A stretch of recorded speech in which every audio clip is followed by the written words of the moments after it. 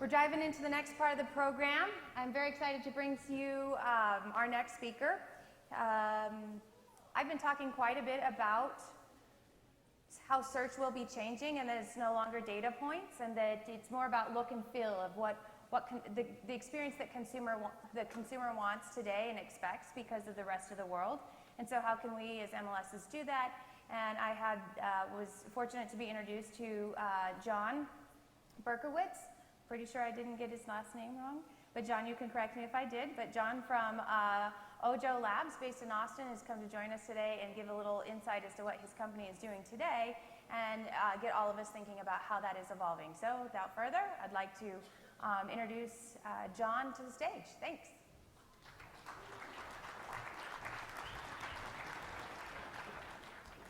And I think the clicker's right there. Yep.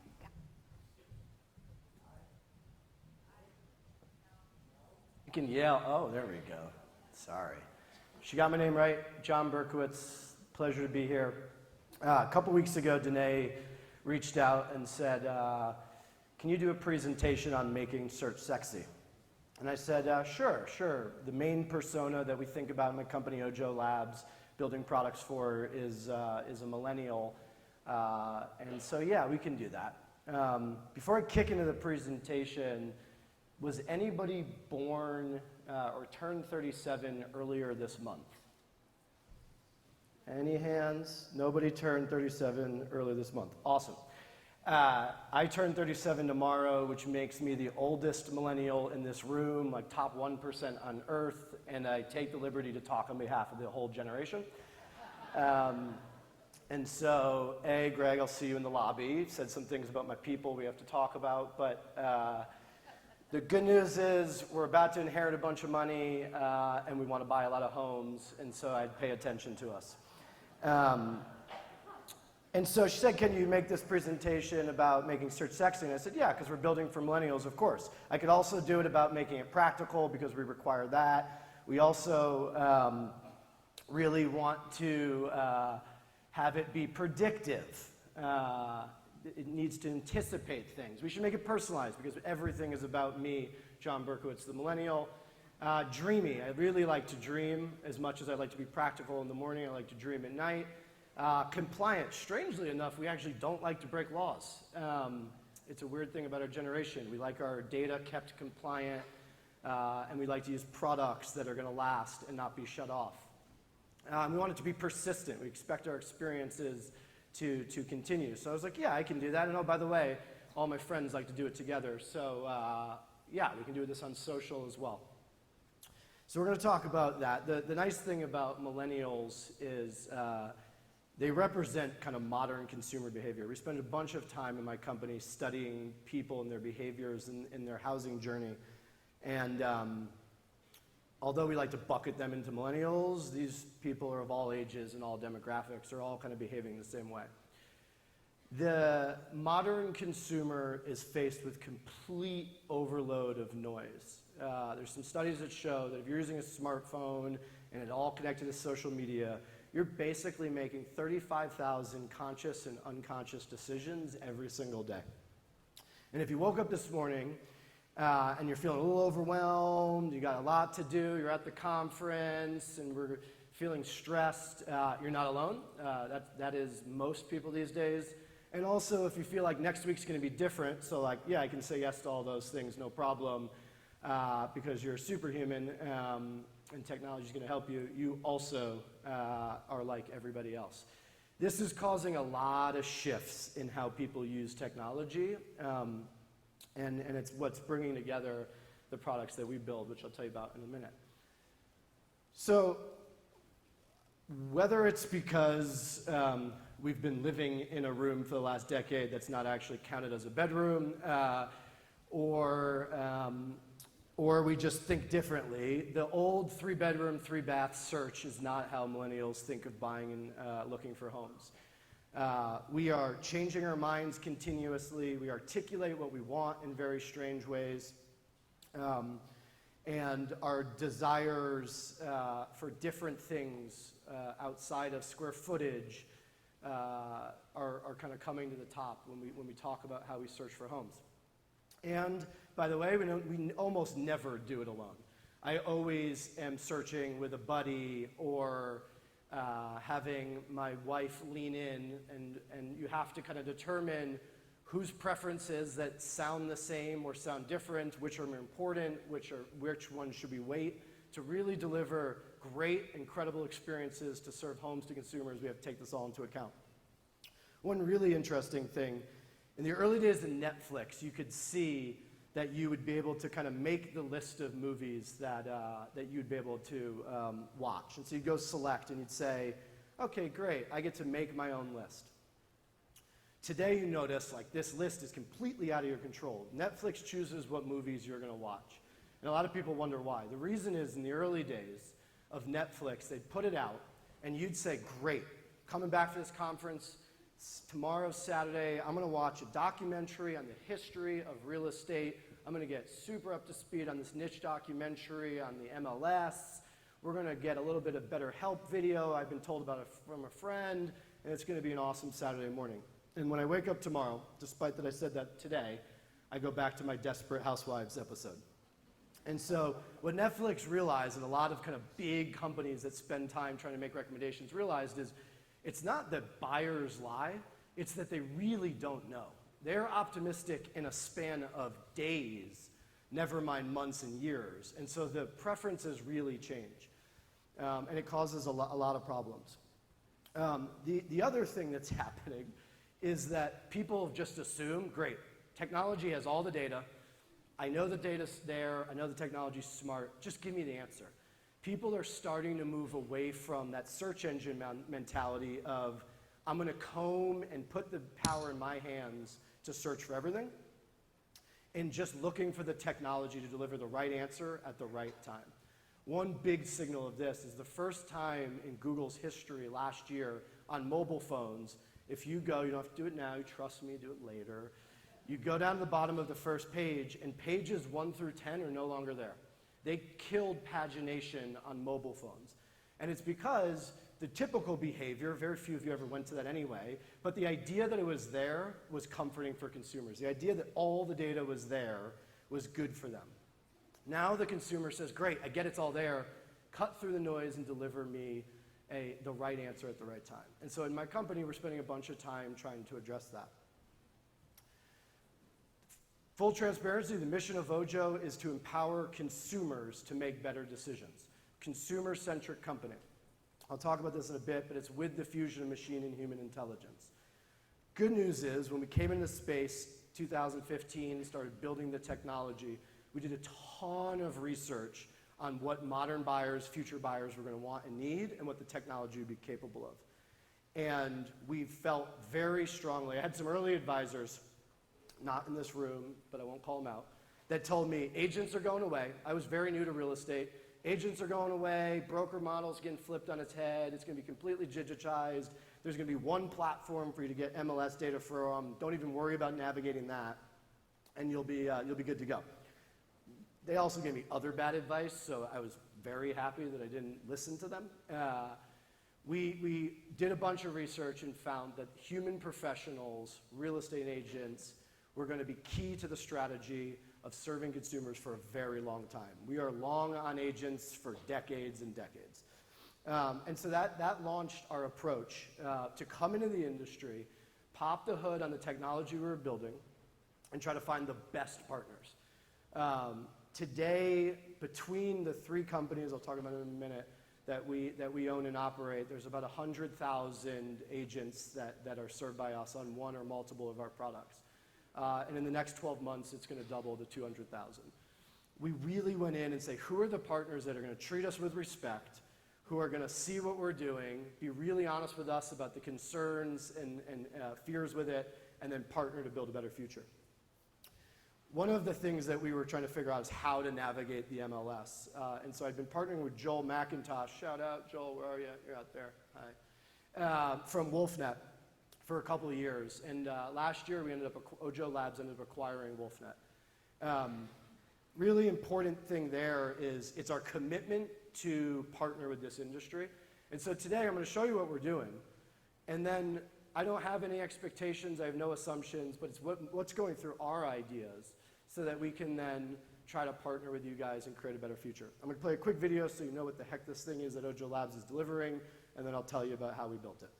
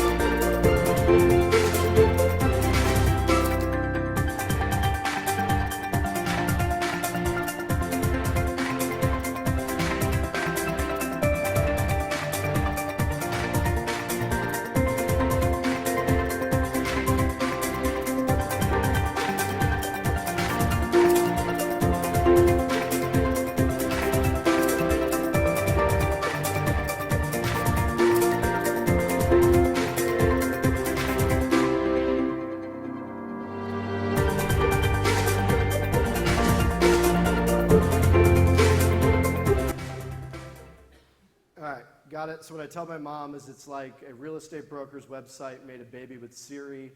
That's what Ojo is. She usually looks at me with a blank face with that. But it's a digital assistant that helps consumers navigate the home journey, search for homes, and it's brought to market by real estate agents and brokers. To build this, to deploy a technology that's super personalized and delivers extreme kind of value 24/7 to consumers, we actually do need a decent amount of artificial intelligence. And that is kind of this hairy topic in real estate today. I see a lot of misinformation, so I'm going to spend a couple minutes just talking about it for education's sake and then pull it in on how we use it. This is what people picture when they think of AI. It is scary, it is the movies, it is Terminator and the likes. The reality, like this is what actually AI is. It's computers doing math. Not that exciting, but powerful. The field of AI is about building machines that do things that otherwise are thought of as the things that humans do incredibly well. The human brain does two things phenomenally. One, we make really good decisions. Complex decision making is something that humans do better than anything else on earth. And learning. We learn better than anybody else and anything else. And so the science of AI is about building machines that make great decisions and learn really well. There's two general fields in AI. All of the movies are about big AI or general intelligence. Those words get used back and forth. I like to call it scary AI, not cool AI. And then there's small AI or specific use cases of AI. This is a joke from a show, the hot dog cat one. Appreciate the giggle in the audience. Just to be very clear on this presentation, everything that Ojo does is in the small AI category. Two important things. It would be scary if we were doing big AI, and if we were doing big AI, I would be on my aircraft carrier in the Caribbean, not flying to Salt Lake City to talk about my business, because that would be a whole different value. But let's talk about it. This is the most boring slide in the deck. And for the one PhD that just happened to also be an executive at CMLS, which always is weird and happens, you can go get coffee. But these are the kind of big terms that are important to know when you're thinking about AI and people are pitching you AI. Because AI is this big buzzword, you're going to get a ton of misinformation on it. The first is machine learning. That is basically all AI is using machine learning. All we're basically doing is getting statistical models to help predict and make decisions. Underneath that, we basically have kind of two core fields, which are here, NLP, natural language processing, and image recognition. That is both the machine understanding human language and machines being able to understand images. Almost all applications of NLP and image recognition use neural networks. And so neural networks are a bunch of algorithms working together to find patterns and make decisions. That's all they are. Sounds scary. The reason they're labeled neural networks is because they're loosely modeled off the human brain, the neurons in our brain. Deep learning, which sounds even more scary and cool, is just a bunch of neural nets working together to make decisions. And reinforcement learning is around doing a bunch of tests to find the right path. If I was a robot using reinforcement learning, I would do this presentation 50 times, and based on the goal that I was trying to achieve, I would look at the one that came out with the best outcome, and I would continue doing that one. I'm not a robot. Really new field that we're talking about here. It is started in 1940. There's two main takeaways on this slide. One, why should you guys actually start paying attention to a field that hasn't really impacted you yet, but has been around since 1940? And is it scary or not? I'll take the first one in a minute. Is it scary or not? If you ask most agents and brokers, there's more fear than excitement with AI. The same people that tell me they're scared of AI, I ask them, what do you think of Panda? You know about Panda? And they say, no, I don't know Panda. You mean the animal in the zoo? And I say, no, Panda was a big algorithm change that was probably the most significant algorithm impact on this industry. And if we consider AI the use of algorithms, that means AI had a huge impact on this industry, but nobody cared because it was named Panda. So when Google shifted all of their search results in 2011, there were winners and losers. There was winners and losers in this room, and there were brokers and agents that did really well and others that their business was crushed. But nobody talked about it. It wasn't written about it. It was one article in Inman. But it wasn't scary. I believe because it was named Panda. If we just named AI like Teddy Bear Sam, we're good to go and we can move on. Why should you believe that it's coming now? There are three things happening right now that have never happened before. One, we have more computing power than ever before. The supercomputer that the US government has, Summit, makes 200 trillion calculations a second. Just wrap your head around that. That is absurd. And what we know is in a decade, our phone will be doing similar calculations. So we have a ton of computing power, which is super important for these technologies. We now have a ton of data, which this room knows about intimately. We are in the, I think it's called like the zettabyte era. There are 15 zettabytes of digital data that have been created. There'll be 20 in a year. A zettabyte, I think, is it's like a billion terabytes. It's a big number. It's a lot of data. Try storing that in your local MLS. And there is a real advancement in the field. There are PhDs, some of the most brilliant people on earth that are working to make the field better. All these things coming together, trust me, it is coming and is going to have an impact on your business.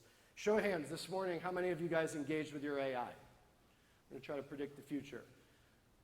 How many of you, it's about 11 a.m., a couple of you guys engaged with your AI.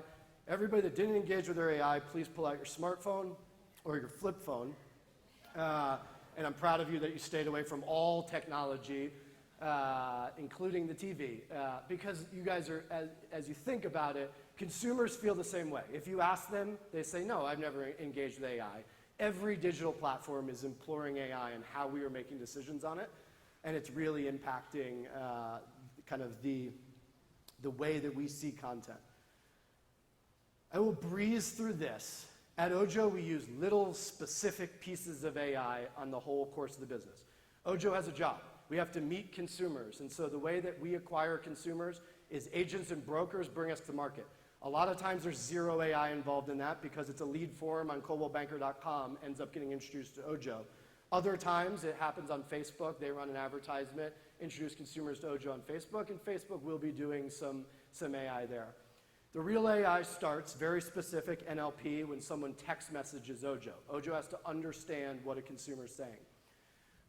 Then we start trying to engage them and add value, and we do two kind of big blocks of AI there. One is understanding continuously what this consumer wants, and then running models on how we should engage with them. What time should we talk with them? What should we send them? What house to send, etc. Then we have to figure out when is the right time. When is the machine not ready to handle this consumer? We need to bring in a human professional, connect them to an agent. We connect them. There's no AI done there. There are just strict rules-based models that do that today.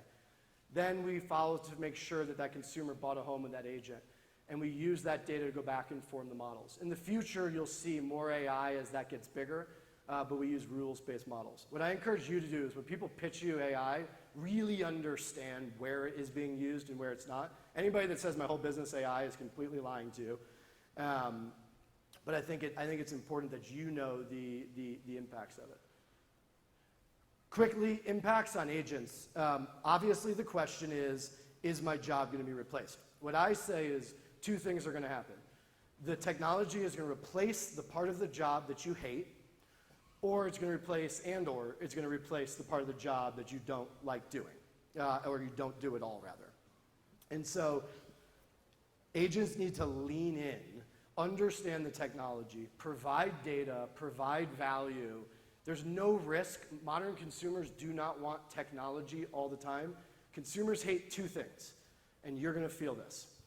They hate technology when they want people. That's why it's really annoying. You press that 1 button or 0 button to try to get through that phone dialer to get a real human operator. You hate that feeling. You also hate dealing with people when you really wanted technology. At Ojo, we obsess over that balance. That balance is going to persist for decades, but we really have to help kind of your members figure out how to thrive in that environment and make sure that they're present when needed and that the technology is working when not. How does this impact the MLS? So we do a bunch of stuff, and I have WolfNet fully integrated into our business.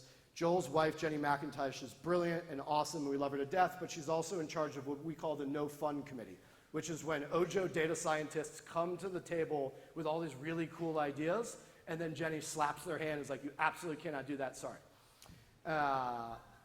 Really demotivating. We'll talk about that in one more slide. But what we do today is, because people really struggle to talk about their preferences, one thing that we do, obviously Ojo has to recognize every image in the MLS. Those are not labeled now. I have a big competitive advantage there, so I appreciate you guys not doing that, but I feel like the future you should start labeling those photos. It would be helpful for technology companies. Ojo understands them, runs models, understands where a kitchen is. Then we ask a consumer, tell us what type of kitchen you want, and we find that they're not able to do that. And so the way we do it is we give them a bunch of kitchens or a bunch of pools or a bunch of backyards, and we just have them select them, the ones they like. They can't articulate with words what they want, but they can sure pick out the pictures they like. And then Ojo takes that, breaks that down into pixels, and goes and scours the rest of the MLS to find other homes that meet their other preferences, the hard constraints, and match that. What's really painful is in that process, we have the ability to pull out and say, hey, there's pennant lights in every one of these photos. They love pennant lights. Today, that data just sits in a database at Ojo because I can't add it to the MLS. And I'm not allowed to show it. And if we do, there's some really cool features that were designed that the No Fun Committee was like, ha, ha, ha, don't do that.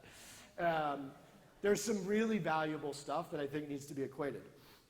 Another one is when you ask Ojo a question, Ojo does two things. First thing it does, it looks up in the MLS listing the question you're asking and says, does it know it? A lot of times, consumers, millennials in particular, will ask questions that are literally blatantly right in front of them. They're just too lazy to process it. Or they're going to ask a question that's not in that listing, either because it's never in that listing or it's just not in there in that specific listing. In that case, Ojo goes out, automatically fires up a message and asks the listing agent, that's the first point of contact, hi, digital assistant Ojo, consumer has a question about this property, does 123 Maple have a private backyard? Agents always, the listing agents, not surprisingly, are the group of agents that respond all the time with high fidelity content because they have fiduciary responsibility to. They get back, we get that data, we tell the consumer, hey, the listing agent said this. That is data that we have. That data should go back to the listing, in my opinion. That there are going to be other consumers that ask a question about that piece of that inventory that you guys are bringing, and we have to make it dynamic. That's a huge competitive advantage in this room, I think. Today, we sit on the data. Technology would be very easy for us to make it dynamic to update those listings, and more consumers are going to want the same thing. Jenny tells me you are walking on a field of landmines, pigeon-toed on this topic, but the reason you guys brought me on stage is I'll say those things. We want to have advancements like that that kind of really push the business forward. Lastly, I think this is the peanut gallery. We're very long on this room, thriving and being in power. This is a core constituent of why the Silicon Valley companies don't just come and reinvent the whole industry. And so because we are so vested, and I'm long on you guys, and I want to figure out ways that our technology company can help out. Consumers care about images and they care about the quality of images deeply. Information more than the MLS. A lot of companies append data to your guys' data sets, and I just think you guys should be in the business of that. And then I really think that the fields and the profiles and the information that's being asked of brokers and agents needs to be driven by what consumers are asking. Because we're still showing them the only information that they used to want, but then they're going and trying to find answers elsewhere. And that really shouldn't be the case. This is my whiny slide. When you look at data scientists, I'm competing with Google and everybody else, and it's really hard for me to explain to my data science team, but I promise I do. They have to delete data. No data scientists at Google delete data. That's never been done. They would quit the next day. I have to explain that, you know what?